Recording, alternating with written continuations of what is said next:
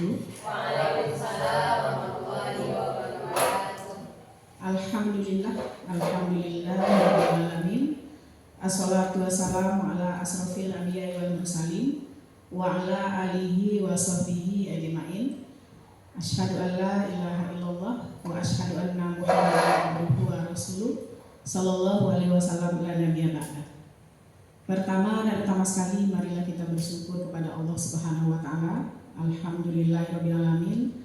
Karena pada siang hari ini kita dapat berkumpul di ruangan labor kimia SMA Negeri 1 Kecamatan Pangkalan Kota Baru dalam rangka melaksanakan kegiatan diseminasi atau seminar sebagai tugas dari guru penggerak tentang budaya positif. Kemudian sholat beserta salam marilah sama-sama kita mohon kepada Allah Subhanahu wa taala. Semoga disampaikan kepada arwah junjungan Nabi besar Muhammad sallallahu alaihi wasallam. Allahumma sholli ala Muhammad wa ala ali Muhammad. Mudah-mudahan dengan selalu berselawat kepada beliau kita akan mendapatkan syafaatnya kelak di akhirat, amin ya rabbal alamin.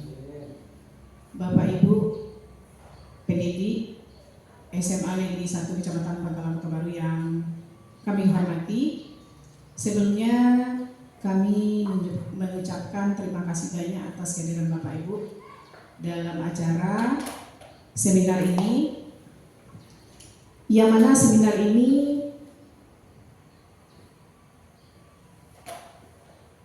temanya tentang budaya positif, penerapan dari modul 1.4. Perkenalkan, nama saya Wilda Khairati, guru mata pelajaran pendidikan agama Islam, calon guru penggerak angkatan 10 Kabupaten 50 Kota. Baiklah Bapak Ibu, yang pertama terlebih dahulu, apa tujuan dari seminar ini?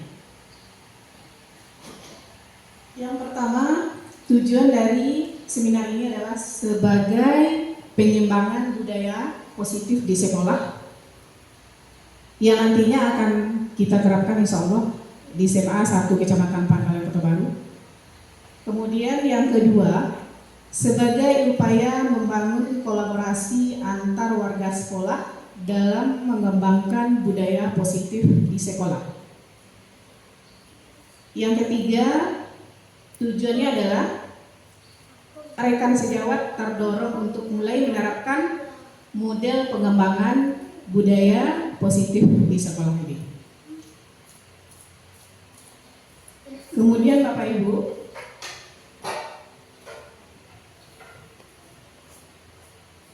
ada yang sudah mengenal nama dari kata budaya positif?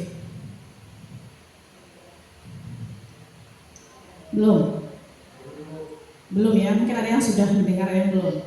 Tapi sebelumnya kita lihat dulu latar belakangnya.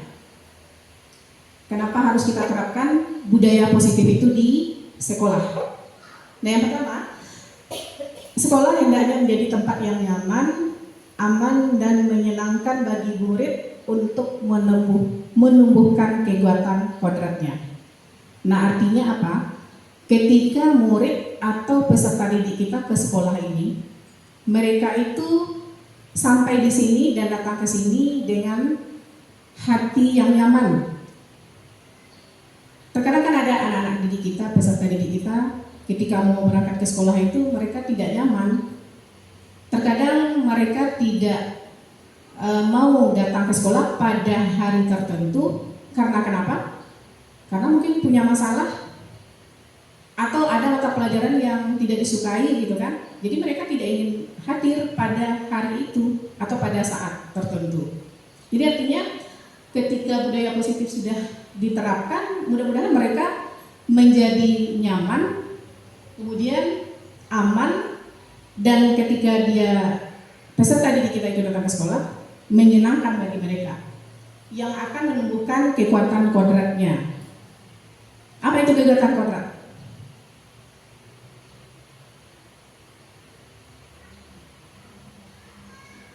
sesuai dengan kekuatan kodratnya. Ada kodrat alam, ada kodrat zaman, pas satu lagi?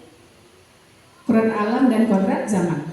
Kalau kodrat alamiah itu, apa yang dimiliki oleh peserta didik itu berkembang di sekolah ini. Jadi sesuai dengan bakat dan minatnya. Artinya perkembangan peserta didik di sekolah ini sesuai dengan bakat dan minatnya masing-masing. Jadi kita ketahui Bapak Ibu bahwa seluruh peserta didik tidak akan sama bakat dan minat yang mereka punya. Jadi ketika dia masuk ke sekolah ini, tentu dia bisa mengembangkan potensinya tersebut sesuai dengan bakat dan minatnya. Nggak bisa kita paksakan. Terlepaslah daripada bahwa di sekolah kita ada jurusan, ya kan? Tetap saja, walaupun dia satu jurusan, bakat dan minatnya tetap berbeda. Mungkin tidak sama, Bapak Ibu. Kemudian Bapak Ibu, hal ini sejalan dengan filosofi pendidikan Ki Hajar Dewantara, bahwa pendidikan itu memang harus berpihak pada murid, tidak berpihak pada guru. Kalau selama ini gimana Bapak Ibu? Pendidikan itu atau pengajaran yang kita lakukan di lokal? Bagaimana? Kalau menurut Bapak-bapak bagaimana? Pendidikan itu selama ini berpihak pada murid atau berpihak pada guru? Atau 50-50? Berpihak pada peraturan. Betul ya? Iya. Kenapa? Mungkin kita harus menyempurnakan kurikulum. Kita harus menyelesaikan materi sesuai dengan kurikulum yang ada. Kalau olahraga misalnya kan, kalau olahraga itu kan banyak tuh. Bukan hanya berenang. Katakanlah di sekolah kita ini tidak ada kolam renang gitu kan. Mungkin ada yang lari. Dia bakatnya lari kalau olahraga misalnya kan. Sementara materi pada semester tertentu tidak ada yang lari misalnya. Tidak ada yang lari materinya. Jadi itu yang dimaksud dengan berpihak kepada murid, bukan berpihak kepada pemerintah sebetulnya itu. Berpihak kepada murid. Kemudian Bapak Ibu, menurut Ki Hajar Dewantara bahwa pendidikan harus berpihak pada murid dengan memerdekakan murid untuk belajar sesuai dengan kodrat alam dan kodrat zaman yang tadi kita sebut. Jadi tidak bisa murid itu terikat. Bukan berarti murid itu belajar menurut kehendak hatinya, tidak. Kembali ke yang tadi, sesuai dengan bakat minatnya. Misalnya di satu lokal, kemarin kan ada juga anak-anak yang bilang itu, jangan satukan kami dengan lokal yang sama dengan teman-teman yang memang perilakunya sama. Nah, itu kan usulan dari peserta didik kita. Nah, apakah kita terima itu? Apakah bisa terima? Bisa kita terima, harusnya kita terima. Itu yang pendidikan berpihak pada murid itu maksudnya. Jadi tidak kita, tidak bisa, itu sudah ketentuan sekolah. Tidak bisa kita seperti itu. Bukan berarti sekolah membebaskan, tidak. Tetap dengan keterikatan yang sesuai dengan aturan kita juga. Tapi ada usulan-usulan, ya, ada usulan-usulan dari peserta didik kita. Bu, misal dengan salah satu guru tuh Bu, kadang-kadang dia ngajar mencatat aja, misalnya kan. Jadi kita jangan marahi murid, nah gitu kan. Koreksi diri kita dulu, apa memang seperti itu kita atau tidak. Kalau memang iya, berarti kedepannya bisa kita perbaiki. Artinya berpihak pada murid itu perhatian penuh kepada murid. Memang agak sulit Bapak Ibu memang, karena kita mengajar banyak kan, banyak lokal, banyak jam gitu kan. Jadi murid-murid yang kita hadapi itu berbeda-beda lah perilakunya. Tata krama yang dia miliki mungkin tidak sama gitu. Ada yang agak kepada diri kita kan, kepada seorang guru, ada yang mungkin melawan gitu kan, tidak sama gitu. Tapi jangan kita bandingkan dengan murid yang patuh misalnya, yang selalu taat apa yang disampaikan oleh guru itu terus mereka mengerjakan atau tugas tak pernah terlambat misalnya. Kita perbandingkan dengan anak-anak yang tidak pandai membuat tugas. Harusnya kan kita berpikir bagaimana caranya anak yang tidak tepat waktu mengumpulkan tugas, kita hubungi dia. Harusnya kan seperti itu. Kalau berpihak pada murid seperti itu, lu terlalu berat tugas kita, ya seperti itulah tugas seorang pendidik yang sebenarnya, Bapak Ibu. Lalu untuk mewujudkan hal tersebut maka bisa dilakukan dengan menumbuhkan budaya positif. Budaya positif di sekolah dapat dibangun dengan membentuk keyakinan kelas dan menerapkan segitiga restitusi. Nah, ini yang kita tanyakan tadi. Ada yang pernah dengar kata-kata budaya positif? Yang kita dengar selama ini apa? Kalau di sekolah? Aturan. Mungkin Bapak Ibu pernah menyampaikan ke peserta didik di awal-awal masuk kan, tahun ajaran, awal semester. Apa yang disampaikan? Aturan belajar dengan saya, dengan ibu seperti ini. Kontrak belajar. Pertanyaannya, adakah pernah kita sampaikan keyakinan apa yang kalian mau, keyakinan kelas apa? Iya. Jadi makanya guru boleh menyetujui. Tapi pernah nggak kita minta kepada peserta didik kita apa-apa saja ya nak yang harus kita sepakati untuk pembelajaran kita ke depannya dengan mata pelajaran sosiologi misalnya, atau dengan mata pelajaran PPKN misalnya. Ada nggak kita sampaikan? Atau olahraga, ada nggak disampaikan? Atau semuanya itu langsung dari kita saja, spontan? Iya, dari kita.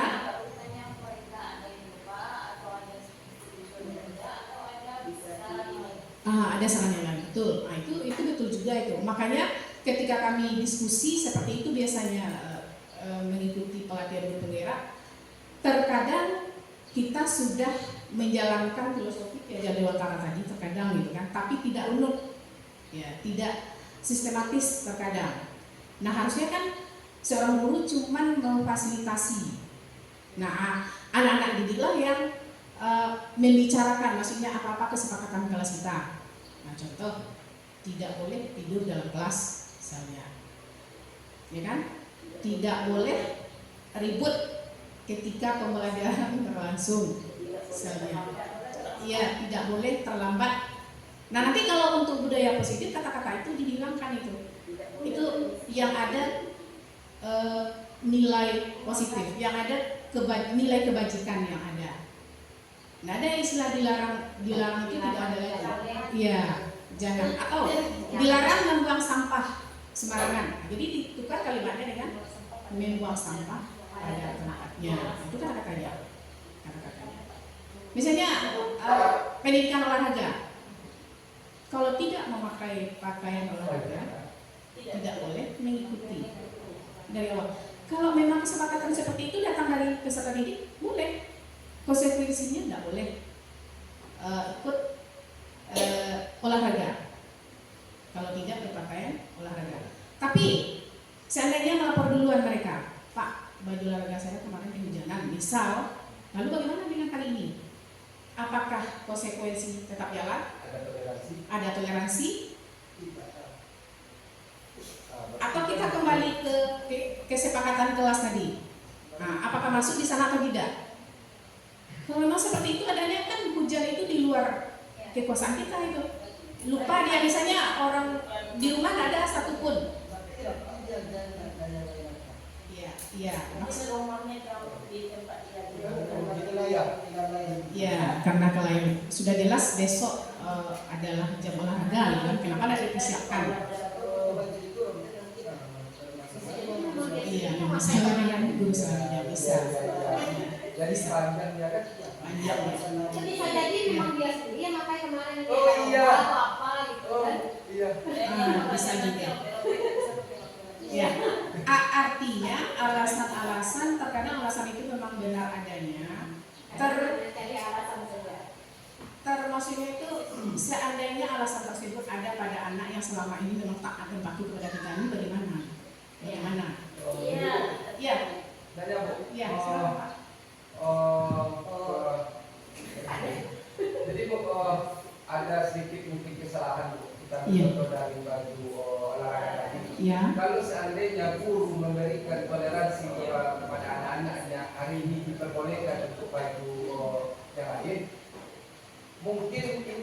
menjadi tren yang negatif juga ke depannya untuk anak-anaknya. Jadi kami pun bingung seperti apa sebetulnya dari budaya itu sendiri. Iya, ya, jadi baik Pak Asep.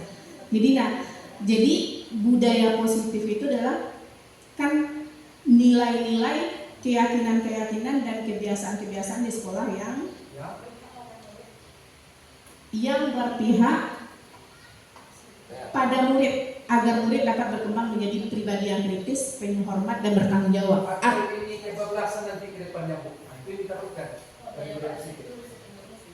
Ayah, bagaimana itu Bu? Karena Pak Asep lebih mempertimbangkan dengan secara moral mau Bukan begitu Bu. Maksud saya nanti kan kalau kita berikan toleransi kepada anak-anak bisa menggunakan baju lain. Jadi artinya budaya positif ini kebablasan nanti ke depannya. Aturan itu Ada kasusnya dari Jadi pertanyaan Pak Asep itu ya? Iya. Maksud Ibu menyampaikan tadi itu, Ya. kalau ada kasus. Oh, kalau ada kasus. Bukan sebabnya. Iya, ada sebabnya. Bukan peraturan itu anak yang bikin kita memakai pakaian olahraga terserah pada hari itu, bukan itu maksudnya. Bukan itu. Tadi itu kalau ada kasus, contoh Pak Aldi. Ya. Nah, pada hari itu ada satu orang anak yang selama ini patuh. Ya. Pada saat itu dia mohon izin, Pak, hari ini saya tidak bisa pakai olahraga karena pakaian olahraga saya basah kemarin karena hari Oh, hujan. berarti artinya peraturan bisa dirubah sedikit. Ya itulah yang kita bicarakan. Itu yang kita bicarakan, gitu kan? Nah, kalau terjadi hal seperti itu bagaimana? Apakah harus dikasih konsekuensi juga? Nah, misalnya kemarin kan Bapak udah bilang bahwa hari ini yang tidak pakai olahraga setiap jam olahraga harus berpakaian olahraga. Kalau nggak boleh ikut olahraga. Nah, kan itu kan konsekuensinya yang disepakati oleh peserta didik di dalam kelas, misalnya kan. Nah, sekarang telah disepakati seperti itu. Ternyata pada hari itu ada seorang anak yang minta izin kepada guru olahraga, Pak, hari ini saya tidak bisa pakai guru olahraga, kan? Nah, apakah saya bisa ikut olahraga, Pak? Nah, kembali ke kesepakatan kelas tadi. Konsekuensinya tadi. Itu kan sudah kesepakatan kelas. Itu contoh. Contoh. Ya kan Pak Asep? Nah, jadi apakah bisa Pak Aldi ini mengambil kebijaksanaan dia untuk hari ini karena kamu memang jujur? Nah, karena kamu memang jujur memang pakai olahraga kamu basah, tak boleh hari ini ikut. Salah. Nah, ya Pak Asep. Biasa sedikit membantu. Iya, sangat membantu. Iya. Terima kasih Pak Asep. Selanjutnya, dalam mewujudkan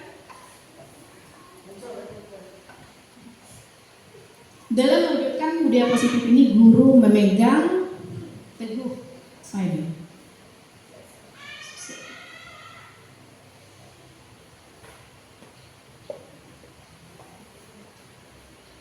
guru memegang peranan penting sebagai pembimbing peserta didik dalam menyampaikan gagasannya. Nah, Bapak Ibu, nanti ketika kita membuat keyakinan kelas, kita membimbing peserta didik untuk menyampaikan ide atau gagasan yang mereka sampaikan awalnya. Berarti sebentar lagi kita kan mau ajaran baru ini. Jadi kita masuk lokal, kita membimbing peserta didik, memfasilitasi untuk membuat keyakinan kelas itu. Itu yang tadi contoh kan, kalau untuk guru matematik misalnya, bagi yang tidak buat tugas, maka akan ditambah jumlah soal atau tugas, 2 lagi misalnya, kan kayak gitu kan. Atau sebaliknya, kalau Pak Aldi ada sebagian terlambat, anak Bapak nanti lari 2 kali keliling lapangan misalkan. Nah, kalau Ibu Wita sebagai guru matematik, kalau kamu terlambat nanti Ibu suruh lari keliling lapangan 2 kali. Kalau itu yang kita buat, kita yang buat misalnya kan, anak-anak tanpa mengetahuinya sama sekali gitu kan, lari dulu kata kita kan. Nah, kalau untuk Pak Aldi bagus itu, karena memang olahraga sebelum olahraga itu berlangsung, pemanasan dulu. Kalau Bu Wita lah mau sana, anak otomatis tadi tugas sudah nggak membuat kan, tambah lagi tugasnya apa, tambah lagi keliling lapangan lari. Jadi solusinya Bu, Itu kita kembalikan kepada keyakinan kelas yang kita buat Oh, dengan anak-anak. Kalau Pak Asep, kalau Pak Asep, dengan mata pelajaran. sesuai memang keyakinan kelas untuk. Nah, nanti keyakinan kelas itu akan menyatu kepada keyakinan sekolah. Contoh Pak Asep, anak-anak apa yang terlambat hari ini nyanyi 2 lagu misalnya kan? Nah, mungkin bisa itu yang dilakukan oleh anak. Itu lagi itu. Tapi kalau memang itu keyakinan kelasnya gitu kan. Tetapi bagian terlambat ada Bapak berisikan musola. Salah. Itu beda lagi dia. Beda lagi itu. Itu kan kesempatan dia tidak sama. Pak Asep dengan Pak Agi tidak sama. Bu Rita dengan Pak Fajar, Hukumannya Bu Ul dengan Pak Jomri tidak sama hukumannya. Keyakinan kelas. Kalau Pak John berketang Bisa nggak? sejarah. buat gambar tokoh pahlawan. Jadi Bapak Ibu nanti ketika membuat keyakinan kelas itu dibimbing oleh guru mata pelajaran. Nah pada akhirnya nanti gagasan tersebut akan menjadi keyakinan sekolah. Jadi bukan lokal lagi tapi sekolah. Nah aturan sekolah apa? Gitu. Kemudian pengertian budaya positif sudah kan? Beransur-ansur kita Bapak Ibu untuk mempelajarinya.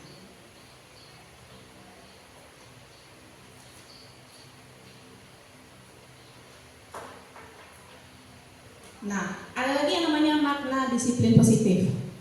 Nah, ada nggak disiplin yang tidak positif? Semua disiplin itu. Iya, semua disiplin itu positif. Itu kan untuk kebaikan kita, kebaikan peserta didik. Ya, itulah biar nggak rancu kalimatnya ada disiplin. Mungkin ada semacam kegiatan yang tidak benar gitu kan, lalu ada disiplinnya. Itu kan bukan disiplin positif, mungkin itu. Ada kegiatan yang tidak benar dilakukan, lalu ada pula disiplin. Contoh, nanti malam kita bertemu ya, di mana di satu tempat untuk melakukan apa, perampokan misalnya kan. Nah, itu kan disiplin beda gitu kan. Nah, ada pula yang seperti itu. Jadi disiplin banyak orang yang memaknai sebagai sesuatu yang dilakukan seseorang pada orang lain untuk mendapatkan kepatuhan. Nah, dan memiliki kecenderungan ketidaknyamanan serta sering dihubungkan dengan tata tertib yang berkaitan dengan sanksi dan hukuman bagi yang melanggarnya, ya kan? Anak-anak kita, peserta didik kita kalau datang terlambat, nanti satpam akan menutup gerbang. Aturannya seperti itu kan? Nah, otomatis mereka tidak bisa masuk. Nah dari rumah mereka biarlah nggak makan, biarlah nggak minta uang. Nah, yang penting kita nggak terlambat atau gerbang ditutup, nanti kita nggak bisa masuk. Nah ini lagi nih motivasinya mereka mau datang ke sekolah itu karena apa? Karena takut gerbang ditutup, atau karena memang keinginan mereka menjadi orang yang berdisiplin, maksudnya menjadi diri sendiri gitu kan? Karena ada anak-anak yang seperti itu. Ada pula yang sengaja datang ke sekolah tepat waktu, maksudnya tidak ingin terlambat, tetapi memang karena keinginan dia sendiri, dia ingin menjadi orang yang sukses, ya kan? Dihargai, gitu kan? Ini kan motivasi mereka yang dari dalam nggak sama. Kemudian, nah ini yang kita maksud tadi, motivasi perilaku manusia. Jadi apa yang kita lakukan, Bapak Ibu, bukan hanya peserta didik ya, kita juga. Apa yang kita lakukan itu ada motivasi dari luar, kah eksternal namanya, atau dari dalam, ya kan? Dulu mungkin Bapak Ibu ketika kuliah, Ya, betul. kuliah itu mau jadi apa? Mau jadi PNS, mau jadi pengusaha, ikut-ikutan karena guru banyak. Waktu itu dicetak gitu kan, kita jadi guru juga. Iya pada saat itu kan, apa? Mau dengan idaman, jadi motivasinya. Iya bisa. Kan ada dari kecil pun kita punya cita-cita kan. Ya. Kalau ibu tanya dulu, kalau Pak Asep mungkin Yuli jadi guru. Pak Adi mungkin dulunya mau jadi atlet, bisa.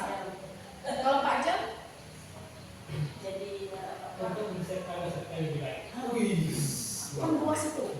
mempersiapkan masa depan yang lebih baik, berarti ada metode tertentu, ada motivasinya di dalam kan. Metode tertentu yang dilakukan oleh Pak John dari kecil Berarti lagi malah. motivasi itu semangat artinya tuh. Iya, dorongan. Dorongan. Iya, dorongan dari dalam. Dorongan dari dalam. Itu yang tak lalu kan? Ya, terlepas dari pengaruh-pengaruh dari apa?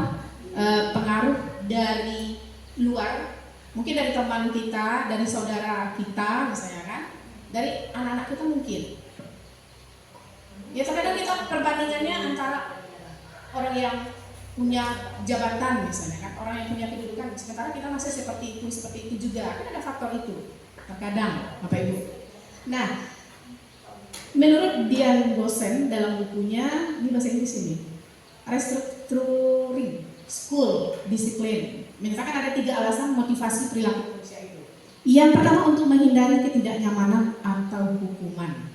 Contoh dari rumah tadi, kita harus cepat-cepat datang ke sekolah. Takutnya nanti ibu tuh nyeleh ya ke sekolah lambat ibu. Misal kan, atau guru tuh guru agama ya, masa disiplinnya lemah. Ya, guru olahraga masa disiplinnya lemah gitu kan. Apakah karena itu? Padahal guru olahraga itu disiplinnya harus bagus gitu kan. Nah, ternyata tidak sama sekali. Ya guru kesenian bisa juga disiplin. Kalau nanti kan kalau nggak teratur notnya otomatis dia bernyanyi itu terserah dia laginya kan. Harus disiplin dengan not yang dari kalau dia menyanyi kan dari mana masuk notnya. Iya harus sesuai, kalau nggak itu nggak disiplin dia. Iya.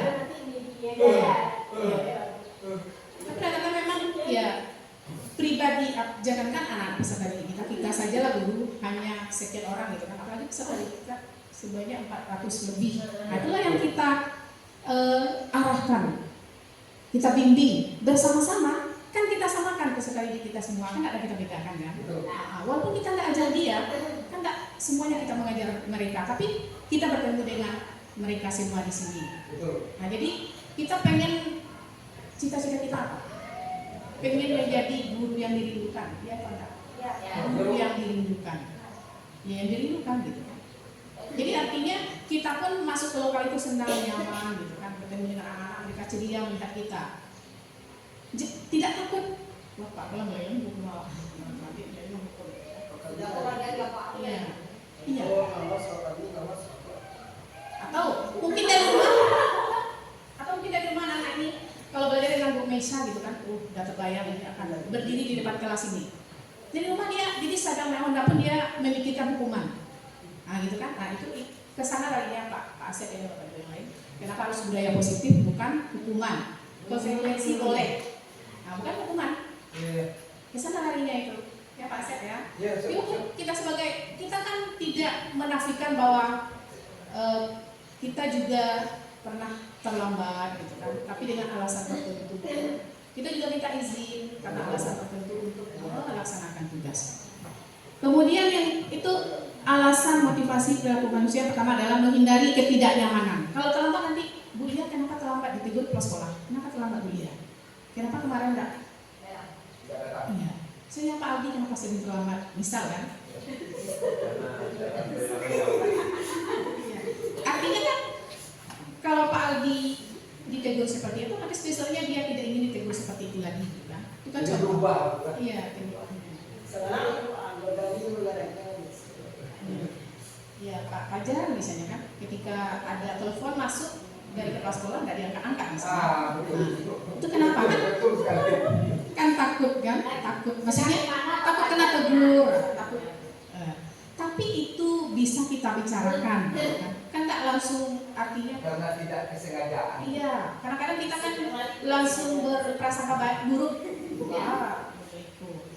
Termasuk dengan teman, kadang-kadang kita nggak ada ketidaknyamanan dengan teman gitu kan. Kadang-kadang teman bukan mengatai ya, membicarakan kita di belakang. Kan ada yang seperti itu. Ya, ada yang seperti itu. Tapi ya itu memang apa sifat manusia yang seperti itu. Tapi bisa kita hindari itu. Lalu yang kedua, untuk mendapatkan imbalan atau penghargaan dari orang lain. Jadi motivasi perilaku manusia, kenapa kita melakukan itu? Kalau kita menolong, nanti kita dibayar, dikasih traktiran misalnya kan. Kalau kita membantu dia, nanti kita dikasih traktiran. Motivasi kita itu bukan semata-mata karena ingin memang betul-betul menolong, karena ingin membutuhkan, ya kan? Karena hari ini kita kan tidak semua guru yang ikut ke sini gitu kan, hanya beberapa orang. Walaupun tanpa imbalan, Bapak Ibu ingin mau bergabung, ingin menambah ilmu. Nah, seperti apa yang disampaikan Pak John tadi kan. Nah, kenapa hadir di sini? Ya karena memang dipaksa oleh Bu Era ya, malaslah kita. Nah, kan tidak ada alasan seperti itu Bapak Ibu. Nah, ya nggak ada kan. Yang ketiga, untuk menjadi ini yang benarnya, yang benar maksudnya itu yang harus kita cari di dalam diri kita, motivasinya untuk menjadi orang yang mereka inginkan dan menghargai diri sendiri dengan nilai-nilai yang mereka percaya. Maksudnya mereka percaya ini apa nih?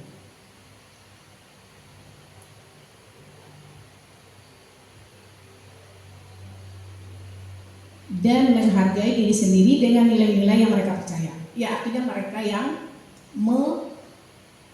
memantapkan dirinya, motivasinya itu memang alasannya karena menjadi orang yang mereka inginkan. Jadi kita dipandang oleh orang lain, gitu kan? Seperti ini. Kan ada kadang-kadang kita berbuat itu harus sesuai pula dengan orang lain. Kan tidak bisa itu kita lakukan. Apa yang dibuat oleh orang lain harus sama kita dengan dia, tidak bisa gitu kan. Jadi motivasi itu memang ada di dalam diri kita sendiri, Bapak Ibu. Sampai di sana kita diskusi dulu atau nanti? Kami aja dulu. Jadi ada 3 motivasinya. Bisa diulang lagi yang pertama? Bisa diulang Bu. Untuk 1, untuk menghindari ketidaknyamanan. Yang kedua, Apa yang kedua? ya, Mendapatkan imbalan. untuk mendapatkan penghargaan atau imbalan. Ya, untuk mendapatkan. Jadi kadang-kadang anak-anak kita beri seperti itu. Besok kalau nggak terlambat itu ya dikasih hadiah misalnya. Artinya mereka mendapatkan hadiah terus. Kalau bisa hari ini jangan terlambat. Hari ini nggak senang juga ada yang pernah terlambat lagi agar kita mendapatkan hadiah. Agar kita mendapatkan hadiah. Nah, sekarang Bapak Ibu, tadi kan budaya positif ini sudah lebih kecil lingkupnya, itu keyakinan kelas. Keyakinan kelas itu sudah lari dia ke bawah. Setiap tindakan atau perilaku yang kita lakukan di dalam kelas dapat menentukan terciptanya sebuah lingkungan positif. Perilaku warga kelas tersebut menjadi sebuah kebiasaan yang akhirnya membentuk sebuah budaya positif. Dalam mewujudkan perilaku warga sekolah yang memiliki budaya positif, hal pertama perlu diciptakan dan disepakati adalah membuat keyakinan-keyakinan atau prinsip-prinsip dasar bersama di antara para warga kelas untuk mendapatkan nilai-nilai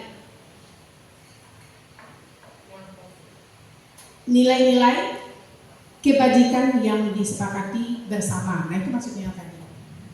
Jadi di awal semester, di awal kita masuk, di awal tahun kita masuk kelas, kemudian kita membentuk keyakinan kelas, dan hal itu memang kita diskusikan bersama peserta didik kita.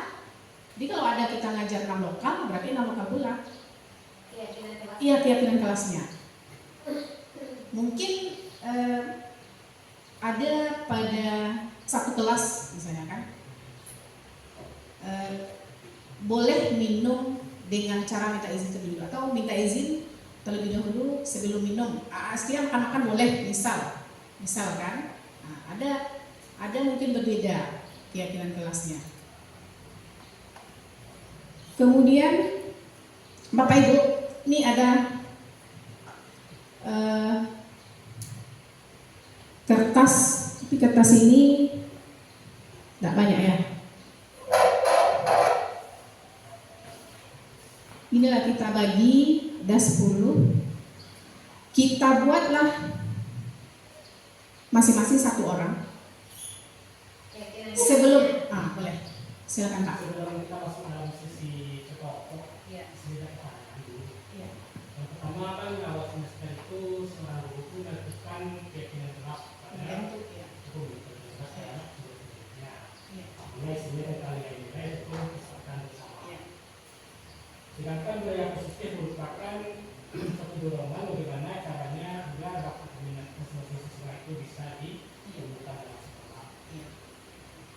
pertanyaannya, ada dalam bahwa keyakinan kelas atau peraturan yang dibuat oleh seorang guru itu mematikan data dengan siswanya. Iya. Apa contohnya?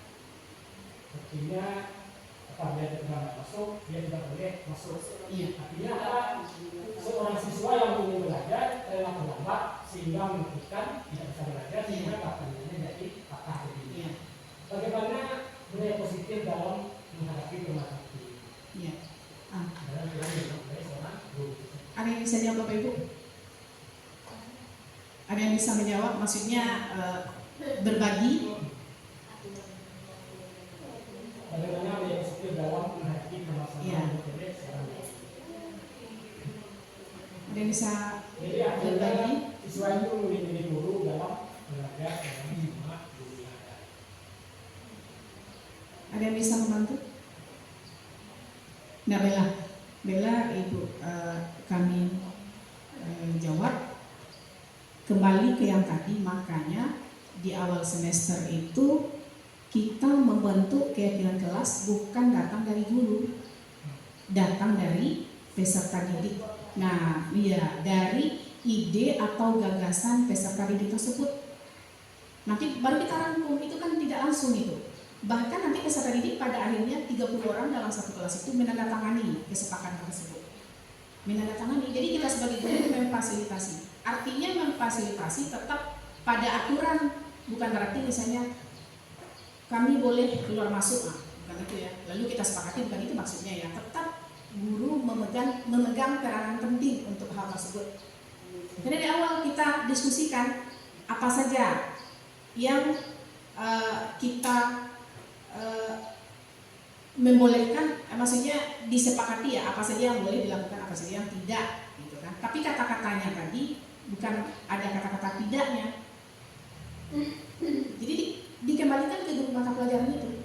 Kalau memang ada yang seperti itu, otomatis peraturan itu hanya guru yang membuat. Masa ia disetujui oleh peserta didik kan kalau memang ada itu. Nah, Bapak Ibu, selama ini itu yang belum ada pada diri kita. Makanya kenapa pemerintah menggerakkan psikolog penggerak, guru penggerak, tujuannya kan itu. Kembali ke filosofi Ki Hajar Dewantara tadi tentang pendidikan atau pembelajaran yang berpihak pada murid, itu maksudnya. Mungkin secara langsung untuk tahun besok kita kan sudah kurikulum merdeka itu. Kira-kira seperti itulah gambarannya. Bagi Bapak Ibu yang mengajar kelas 10 tahun besok, nah itu gambarannya. Seperti itulah yang kita lakukan sebagai seorang guru. Jadi perhatian penuh kepada seluruh peserta didik. Bukan hanya di lokal itu, di lokal lain juga. Jadi semuanya, makanya tidak ada lagi nanti yang kalau untuk sekolah penggerak kan kayak apa, kurikulum nasional sekarang namanya kan, tidak ada lagi yang tidak naik kelas gitu kan, karena semua anak itu berbeda, bakat dan minatnya itu, kemampuannya juga berbeda. Contoh si A dapat nilai 80, si B dapat nilai 60, berarti perbandingannya 60 dengan 80. Itu kalau dalam matematik beda lah, masa ia sama 80 dengan 60. Cuman kemampuan anak tadi yang 80 dengan yang 60 itu sama dia dapatkan itu, sama-sama berarti yang 80 dia tuntas, yang 60 juga dia tuntas. Nah itu maksudnya. Kalau masalah angka memang beda, karena sama itu antara 80 dengan 60. Kadang-kadang kan di pendidikan agama Islam kan juga seperti itu. Ketika nilainya 90 tapi dia tidak sholat gitu kan, nggak ada gunanya kan gitu tuh. Ini anaknya cuma nilainya 70 tapi tadi dia melaksanakan sholat. Nah seperti itu.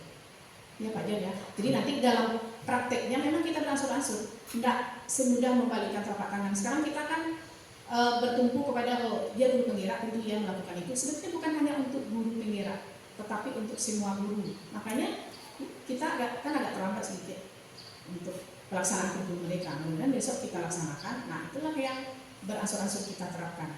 Kelas 11 dan kelas 12 masih kurikulum 13. Nah, ya Pak Jon ya. Nah itu maksudnya. Terima kasih Pak Jon. Kita lanjutkan Bapak Ibu.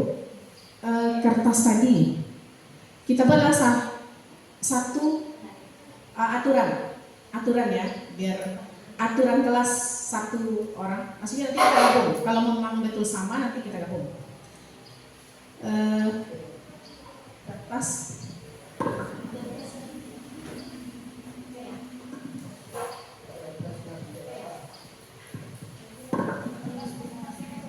Kertas masing-masing aja boleh. Kertas sedikit aja, nggak perlu satu lembar ya. Sebelum keyakinan kelas, sebelum kita membuat keyakinan kelas, kita buatlah aturan yang selama ini kita sampaikan kepada peserta didik. Satu orang satu aturan. Satu orang satu aturan.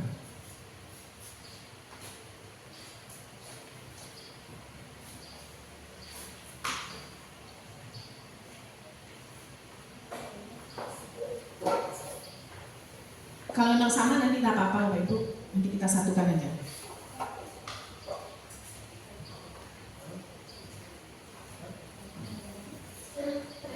Nah, aturan yang kita buat ini nanti aturan kelas inilah yang akan menjadi kalimat positif. Kita jadikan dia kalimat positif. Nah, ketika sudah menjadi kalimat positif, dia akan muncul kalimat-kalimat universal yang baik. Satu orang satu saja Bapak Ibu.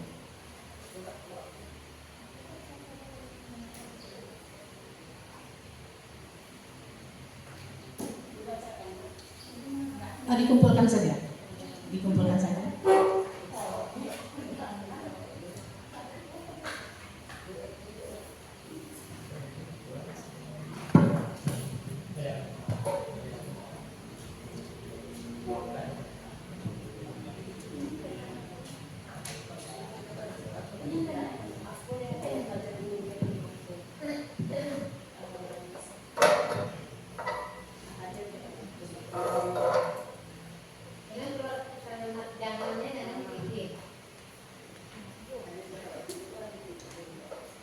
Satu saja Bapak.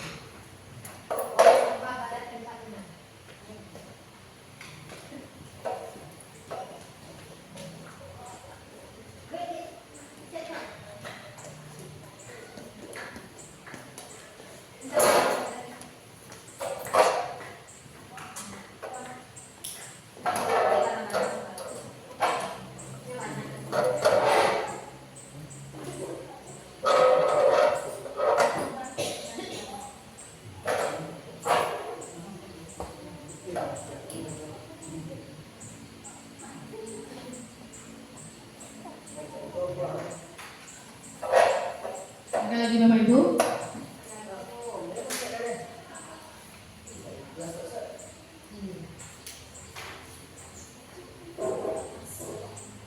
Kalau sudah kumpul semua, kalau sudah kita ice breaking dulu. Ice breaking, silakan berdiri, Bapak Ibu semuanya berdiri di dekat mejanya masing-masing. Sebelum kita bahas ini, berdiri dulu.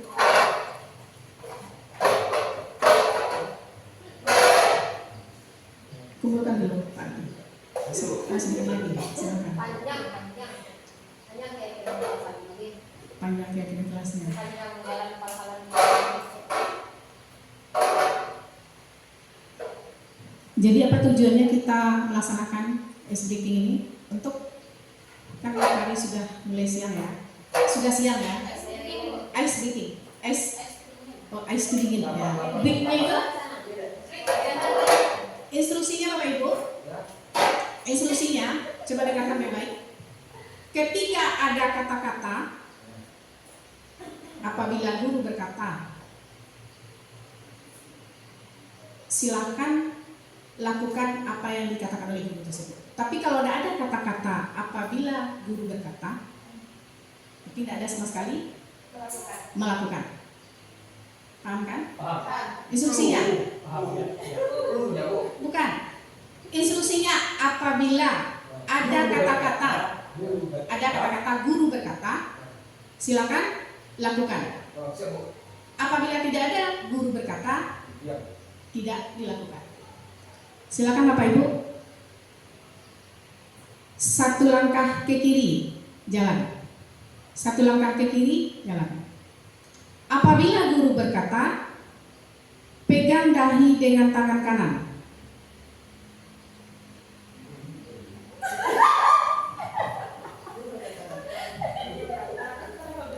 Ya.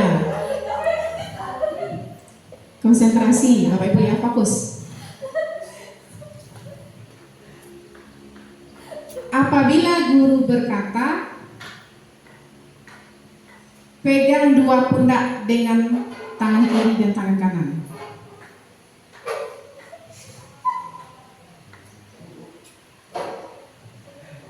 Fokus. Bapak-bapak yang tiga gimana? Tidak fokus.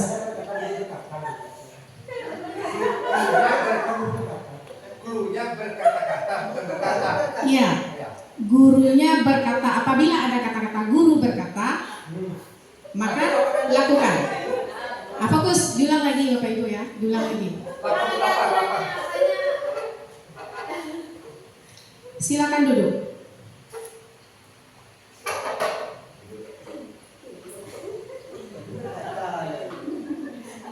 Apabila guru berkata, angkat tangan kanan.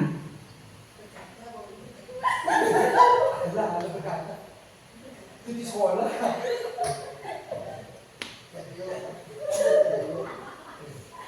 Turunkan.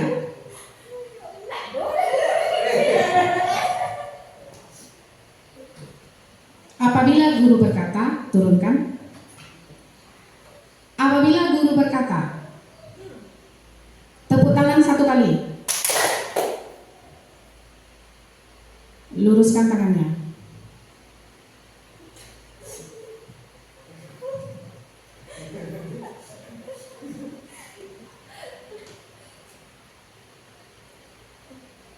Berhadapan. Apabila guru berkata, angkat kaki kanan. Sudah capek? Sudah capek? Boleh turunkan. Apabila guru berkata,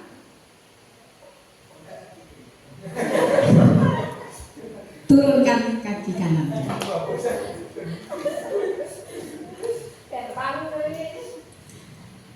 Kemudian satu lagi Bapak Ibu, silakan yang bapak-bapak menghadap ke belakang, kan lingkaran ya, lingkaran.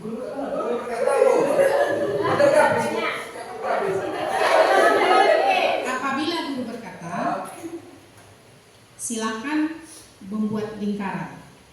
Bapak-bapak menghadap ke belakang.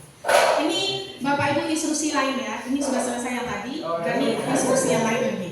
Instruksi yang lain lagi Bapak Ibu. Silakan Bapak Aldi, kita menyambung kata, cuman satu saja ya. Maksudnya, nanti Pak Aldi ngomong saya, terus Pak John hari. Berarti ya, berarti saya kata Pak Aldi, Pak John hari. Berarti saya hari. Terus disambung oleh Pak Asep, saya hari ini. Ya. Mulai dari konsentrasi ya.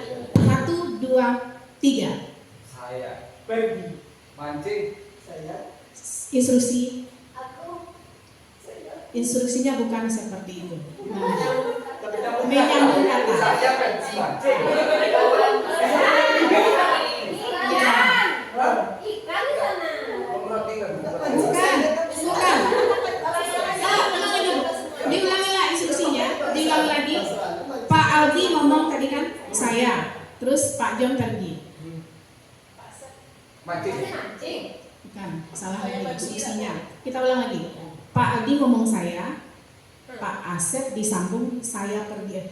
Pak Aldi ngomong saya, Pak John berkata saya pergi.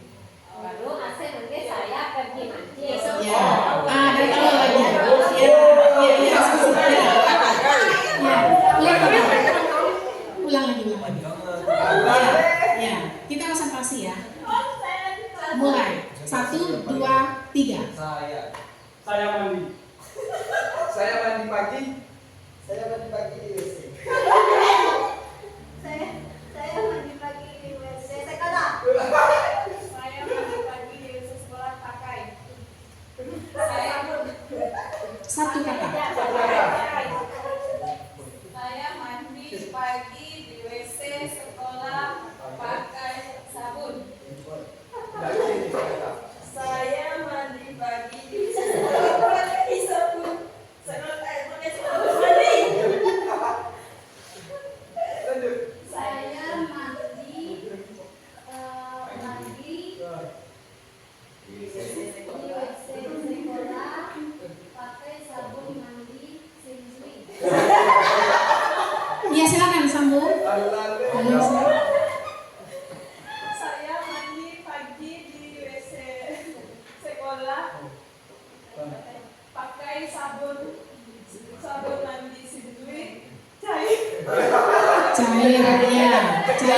Silakan, Mulia. Saya mandi pagi di WC sekolah pakai sabun mandi sendiri cair botol. Satu lagi. Satu lagi. Saya mandi pagi di WC sekolah pakai sabun mandi sendiri cair botol paket.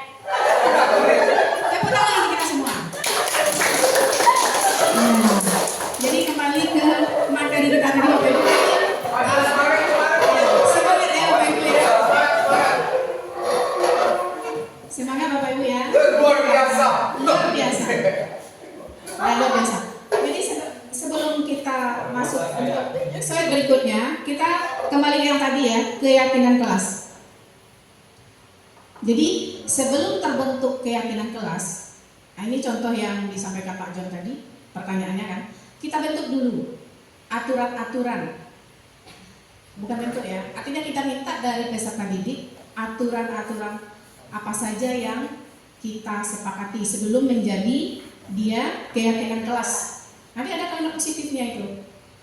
Jika sebagai ini kita datang tepat waktu, tidak boleh keluar masuk kelas tanpa izin, misalnya kan, tidak boleh ribut ketika pembelajaran berlangsung. Nah, itu nanti kalau itu yang ada, itu aturan namanya. Ketika kita membuat keyakinan kelas akan jadi satu dia. Contoh, tidak membuang sampah sembarangan tempat, misalnya kan. Tidak membuang sampah itu kalimat universalnya apa namanya itu?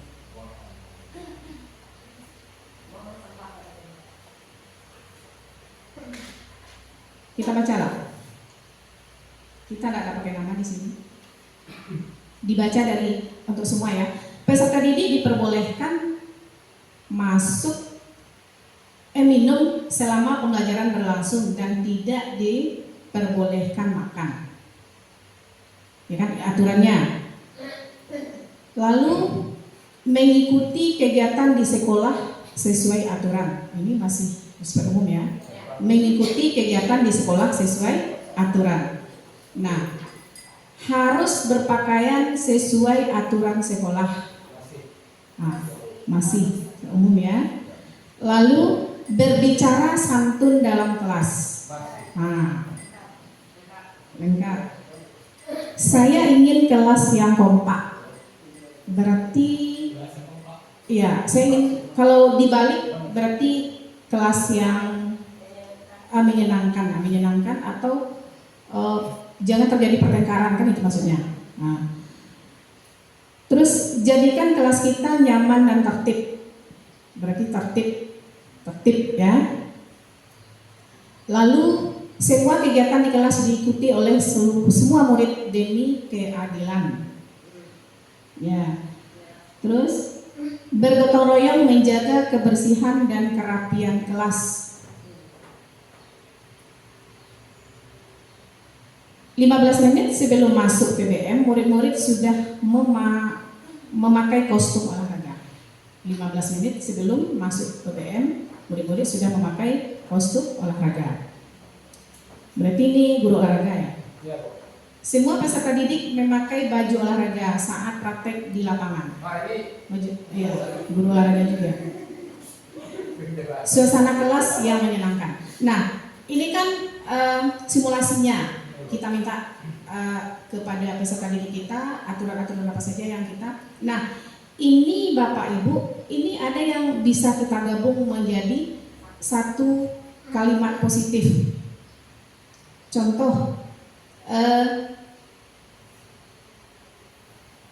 mengikuti kegiatan di sekolah sesuai aturan. Disiplin. Ya, berarti disiplin kan? Kalimat positifnya disiplin. Nah, bisa digabung. Harus berpakaian sesuai aturan sekolah. Disiplin. Nah, itu masih bisa digabungkan. Iya. Jadi tidak perlu lagi satu-satu kita buat.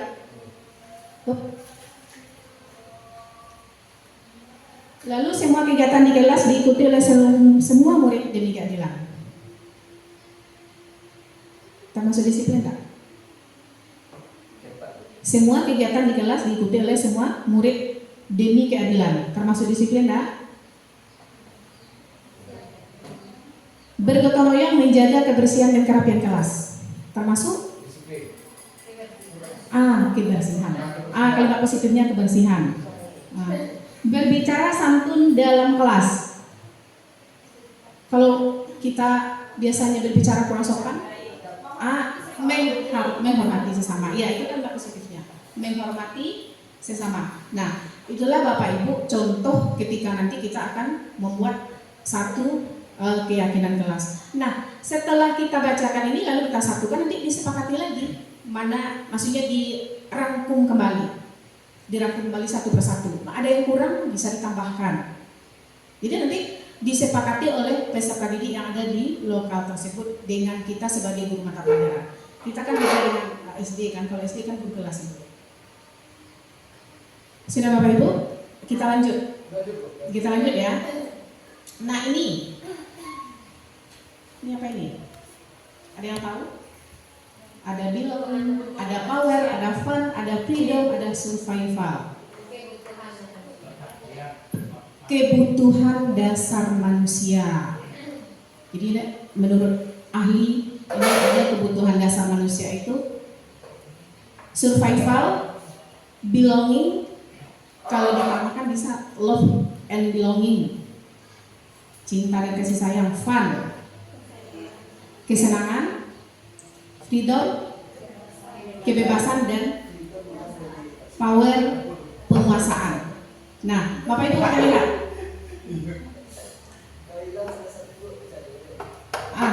Bapak Ibu, ketika kita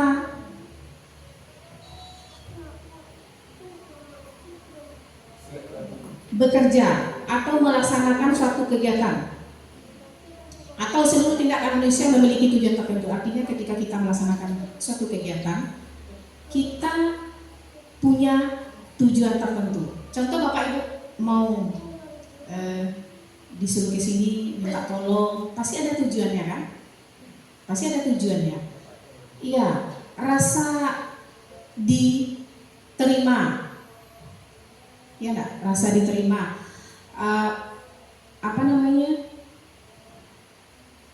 Freedom, penguasaan. Berarti rasa mampu. Kenapa dipanggil ke sini? Enggak mungkin lah dipanggil anak SD ke sini, misalnya kan, atau anak TK. Berarti ada kemampuan di sana. Ada kemampuan kita untuk datang ke sini. Kemudian kebebasan. Artinya kita tidak terikat. Kalaupun memang tidak mau kan tidak apa-apa. Ada urusan mungkin atau ada apa kan tidak masalah, gitu kan? Nah, dari 5 kebutuhan dasar manusia itu satu yang untuk fisik kita, itu kebutuhan untuk bertahan hidup itu memang makan, minum. Iya, itu contohnya nak makan, minum itu memang untuk bertahan hidup. Jadi kalau kita tidak makan, bisa kita mati? Bisa. Tapi tetap saja mati itu karena Allah gitu kan, karena Allah memang sudah takdir kita mati. Tidak makan kita, tidak minum kita, tidak ada udara, oksigen misalnya kan, mati kita di sana. Lalu yang lainnya, yang 4 tadi, itulah yang untuk psikologis kita. Rasa diterima. Kalau kita datang ke sekolah ini, termasuk peserta didik, datang ke sekolah ini lalu gurunya marah terus atau tidak nyaman, ya, tidak nyaman masuk. Kenapa? Karena guru itu kemarin marah dengan saya misalnya kan, hari ini masih marah kayaknya. Nah, sebagai seorang guru kita tidak akan melakukan hal tersebut. Kalau memang anak itu sudah minta maaf, terlepaslah dari sikap yang memang sangat menyakitkan hati kepada kita, gitu kan, sebagai seorang guru. Yang kita sebagai seorang guru kan tak akan pernah berhenti jadi guru pada saat itu. Besoknya kita akan bertemu kembali dengan dia, bertemu dengan orang-orang yang mungkin lebih parah tingkah lakunya dari anak kita pada saat itu. Mungkin untuk besoknya kita tak tahu lagi. Itulah tugas dan tanggung jawab kita sebagai seorang guru. Kemudian anak ini punya kemampuan, jadi tidak kita beda-bedakan. Anakku tidak pandai matematik, berhitung tidak pandai. Masa kali-kali, memang betul ada anak-anak kita yang tidak pandai menjumlahkan atau perkalian 8, 7, masih ada yang tidak bisa, gitu kan?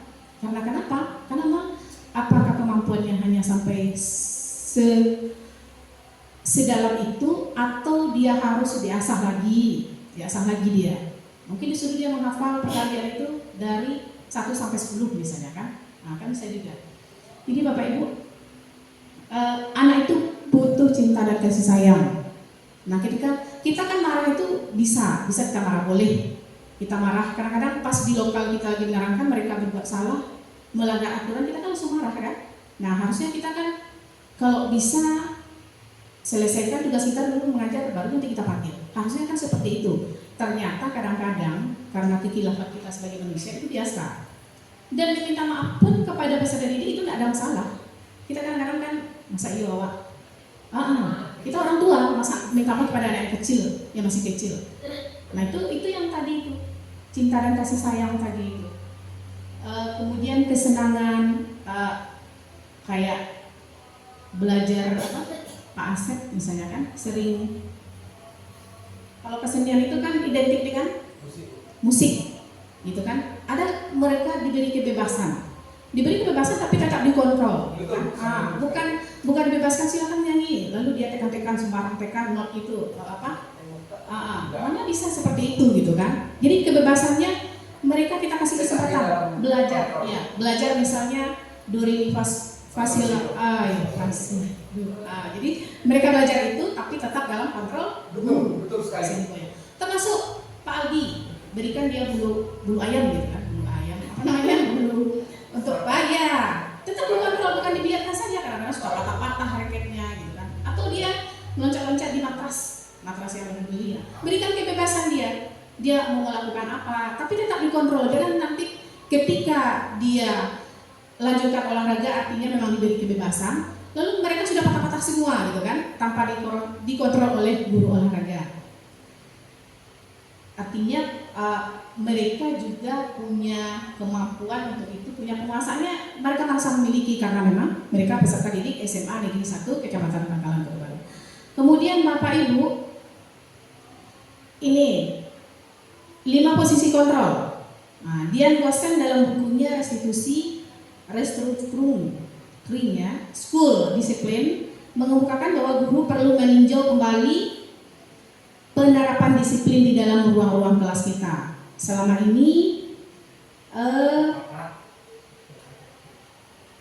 ini apakah telah efektif? Ya, apakah berpusat memerdekakan dan memendirikan murid?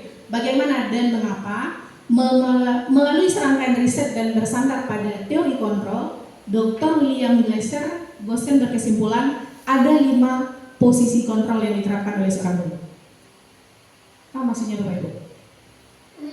Ketika kita sudah membentuk, nah ini disampaikan Pak Jonton, ketika kita sudah membentuk keyakinan kelas nanti, kan tidak semuanya peserta didik mematuhi keyakinan kelas. Ada yang melanggar misalnya kan?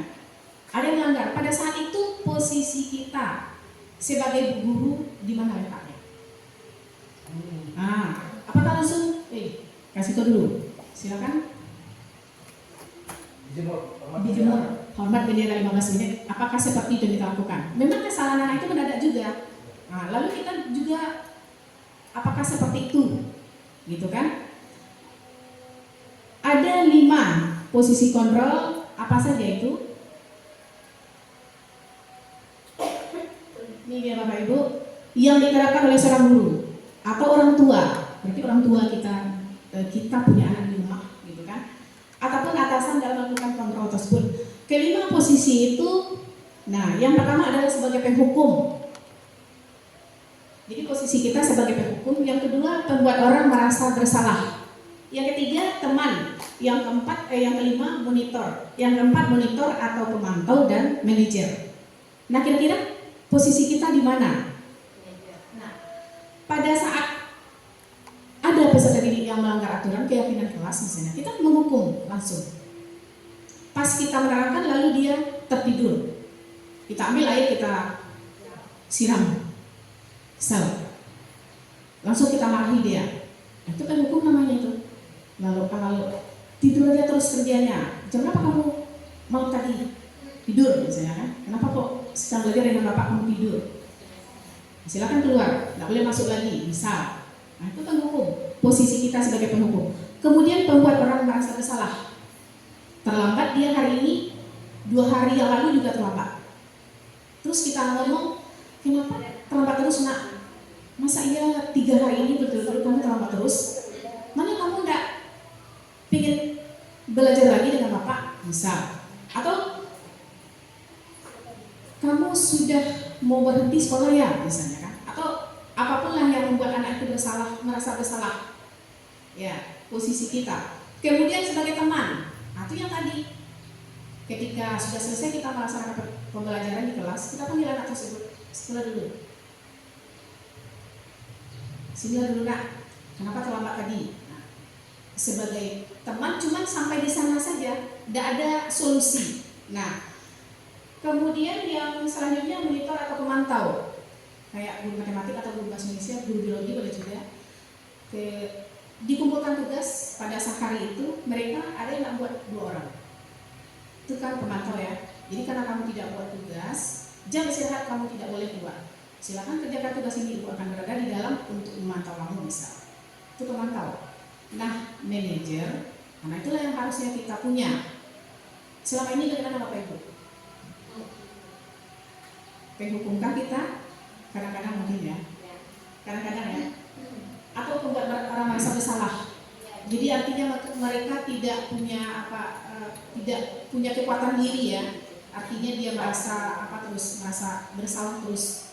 Nah, monitor atau pemantau, iya juga terkadang ya.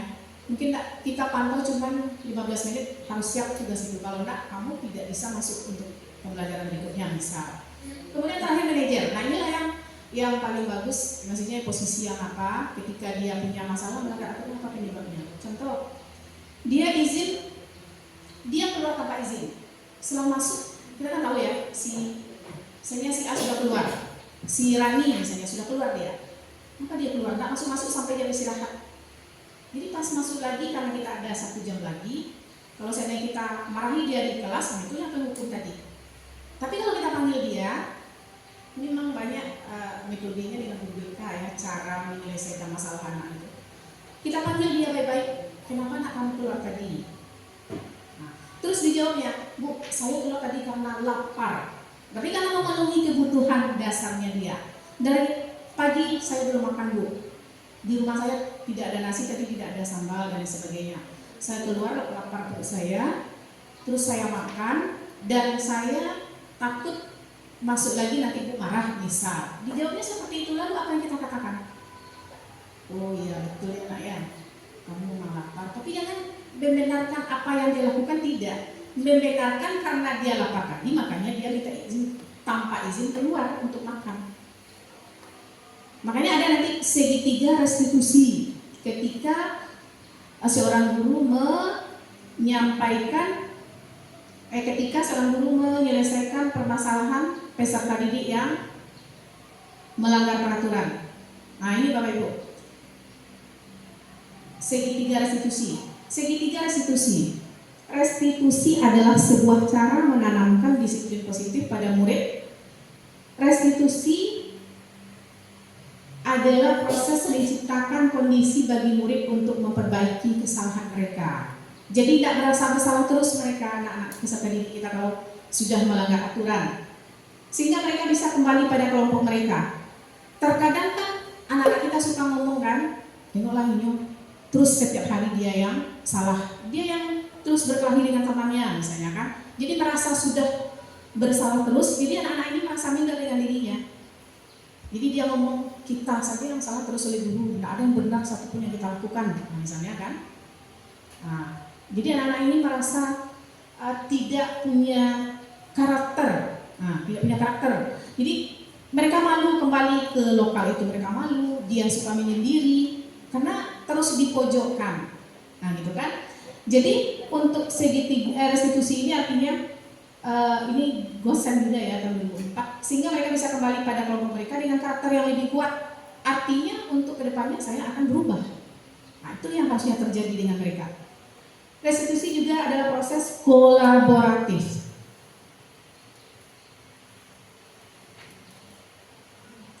Kolaboratif yang mengajarkan murid untuk mencari solusi untuk masalah dan membantu murid berpikir tentang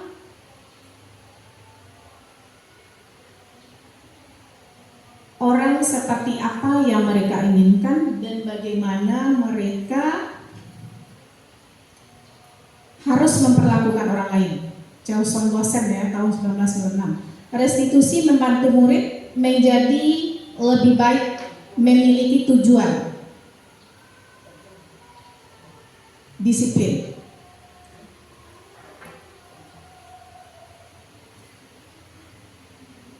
Nah, ini dia Bapak Ibu, segitiga restitusi yang dimaksud. Yang pertama, menstabilkan identitas. Berdasarkan prinsip membuat kesalahan adalah bagian dari proses pembelajaran. Jadi kita sebagai manusia pernah berbuat salah, kan itu maksudnya itu. Ya wajar ya, wajar kamu keluar. Kayak kasus tadi kan, wajar kamu keluar ya nak karena kamu memang lapar. Tapi itu untuk kedepannya jangan dilakukan lagi, kan itu maksudnya. Kita mewajarkan itu pada hari itu, bukan untuk selanjutnya. Ya, jadi artinya bukan ada yang membela dia, bisa tadi itu merasa bukan ada yang membela, tetapi dia punya kekuatan. Jadi dia tidak disalahkan terus. Menggeser identitas gagal ke identitas suksesnya, artinya dia tidak merasa dipojokkan. Lalu selanjutnya validasi tindakan yang salah. Berdasarkan prinsip setiap perilaku memenuhi suatu kebutuhan tertentu akan bergeser dari pemikiran stimulus respon menjadi proaktif. Menggali dan mengakui kebutuhan murid akan memperbaiki hubungan dengan murid. Nah, ketika mereka berbuat kesalahan, lalu kita ngomong manusia itu tidak ada yang sempurna. Kalau ada teman, ada anak kita yang berkelahi, bertengkar gitu kan wajar. Wajar artinya mereka memang sedang diolok-olok oleh temannya mungkin, ya kan, sedang dihina oleh temannya, lalu mereka berkelahi. Nanti kan dikembalikan lagi kekuatan dirinya itu, bahwa dia itu bukan sebagai seorang penjahat, gitu kan, bukan sebagai seorang penjahat, tetapi tersalah karena ada sesuatu yang terjadi dengan dirinya, karena dia olok-olok teman, gitu kan. Nah itu makanya ada anak-anak kita yang temperamentalnya tinggi, emosionalnya itu tinggi, gitu kan, karena itu bukan datang dari maksudnya di sekolah, tapi dari dirinya itu mungkin di rumah ada hal-hal yang tidak bisa dia selesaikan atau tidak tidak nyaman ketika dia berangkat ke sekolah itu, dia tidak nyaman, makanya terjadi seperti itu. Ketika kita ngomong, mereka langsung melawan, gitu kan, langsung menjawab apa yang kita sampaikan. Maksudnya dia membela dirinya, kesan membela diri. Iya. Kemudian Bapak Ibu menanyakan keyakinan. Nah ini yang tadi, ketika mereka melanggar aturan, terus kita panggil, yang ketiga orang menanyakan keyakinan. Nah, keyakinan apa yang kamu langgar? Ya saya tahu Bu, misalnya kan, izin keluar, izin makan, ingin makan dan meminta izin dulu. Apa bunyi apanya tadi? Meminta izin dulu sebelum keluar kelas, nah kan gitu. Itu yang saya langgar Pak, tahu Bu. Nah itu yang dia sampaikan anak kita itu. Nah jadi kamu tahu kan keyakinan kelas yang kamu langgar? Iya Bu. Jadi kedepannya seperti apa kamu lagi? Kedepannya saya akan berubah Bu, dan saya tidak akan berbuat seperti itu lagi. Nah itu harusnya disampaikan oleh peserta didik kita terakhir. Mereka memang berjanji. Kalau kita hadapi dengan kepala dingin kan memang akhirnya seperti itu mereka. Jadi mereka tidak emosional ya. Terkadang kita memang pada saat itu mungkin situasinya juga tidak nyaman dengan diri kita, makanya ada hal-hal yang tidak seharusnya terjadi antara seorang guru dengan murid. Jadi murid akan diberi pertanyaan-pertanyaan bermakna untuk memunculkan motivasi secara intrinsik, mampu mengaitkannya dengan tindakan yang salah tadi. Jadi apa yang kamu lakukan tadi nak, benar atau salah itu? Lalu kedepannya seperti apa, dan apa yang kamu langgar? Keyakinan kelas apa yang kamu langgar? Misalnya.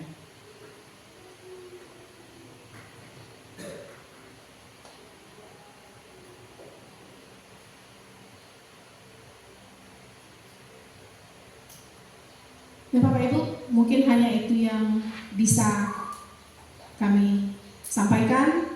Kalau ada pertanyaan disilahkan. 2 orang.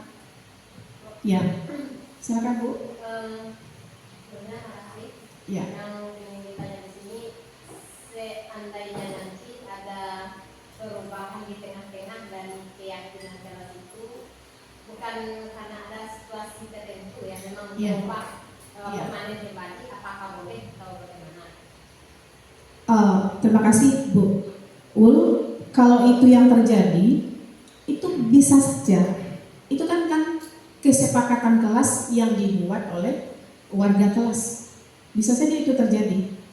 Tapi yang pasti, kenapa bisa terjadi seperti itu? Pasti ada alasannya kan? Pasti ada alasannya. Kan tidak mungkin ada perubahan, tergantung kebutuhan gitu kan? Mungkin ada dalam perjalanannya, peserta didik ini sudah contoh kan? Selama ini kita kan melarang membawa HP. Ketika nanti kurikulum merdeka berlaku, handphone itu sudah harus dibawa oleh peserta didik ke sekolah, harus punya mereka. Dan nanti untuk jaringan pun disediakan oleh sekolah. Nah seperti itu. Kalau bayangan kita kan, kalau seperti itu terlalu bebas ini anak-anak nanti. Nah kan bayangan kita seperti itu. Terlalu bebas, selama ini sudah susah kita mengkoordinir anak bawa handphone gitu kan, ditambah lagi dibebaskan. Sekarang kan masih sembunyi-sembunyi, dikatakan sembunyi-sembunyi juga tidak gitu kan. Nah itulah kodrat zaman, kodrat alam tadi. Semasa kita dulu kan ada handphone. Kita, Ibu ya, kalau Pak Fajar masih muda, sudah ada handphone ya, Android, bukan Android ya, Android ya, sudah ada handphone.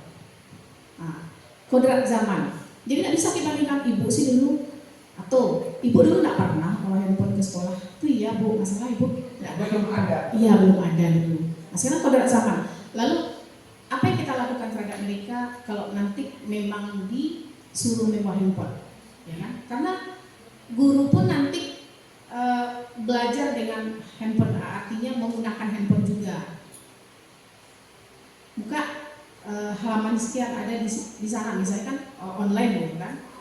Nah, jadi peserta didik harus menggunakan handphonenya. Jadi bisa saja Bu, tergantung kebutuhan. Kalau memang mendesak itu kan, itulah tujuannya kita berkolaborasi tadi, berdiskusi tadi. Bisa ke pihak sekolah nanti diusulkan juga. Mana tahu nanti kelas 10 IPS, ya, misalnya yang jurusan IPS butuh ini. Jadi itu kan kelas berubah kan. Yang anak IPA butuh ini misalnya kan. Kegiatan kelasnya berubah. Bisa. Ada lagi Bapak-bapak? Satu orang saja? Sudah cukup? Kami merasa berada ini sangat bermanfaat yang berkali. Jadi tidak ada lagi Ya. Jadi ilmu yang didapat selama 1 jam ya? Lebih 1 jam. Ya. Jadi sangat luar biasa. Jadi untuk Bapak Ibu juga sangat luar biasa. Dengan hati yang bersih datang ke sini, ya kan? Ikhlas, ya ikhlas. Jadi kami walaupun ada kegiatan di luar Iya. kami datang. Ya, ikhlas. Ya, mudah-mudahan kita sehat terus, Amin. semangat terus. Amin Bapak. Ya, apapun situasi kondisi kita hari ini, kita harus tetap semangat. Bisa tepuk semangat Bapak Ibu? Bisa. Coba Ibu kita yang mungkin. Iya, Kalau kesukaan hati terputar. iya. Ya, kalau kau semangat hati tepuk tangan boleh. Pak Asep, silakan Pak Asep ke depan. Terakhir. Silakan Pak Asep. Bermakan begitu Bu. Iya. Semangat.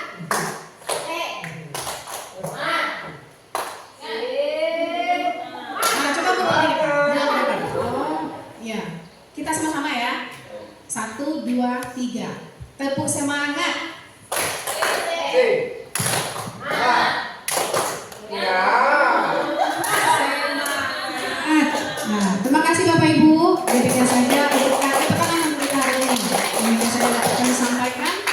Terima kasih banyak atas partisipasinya.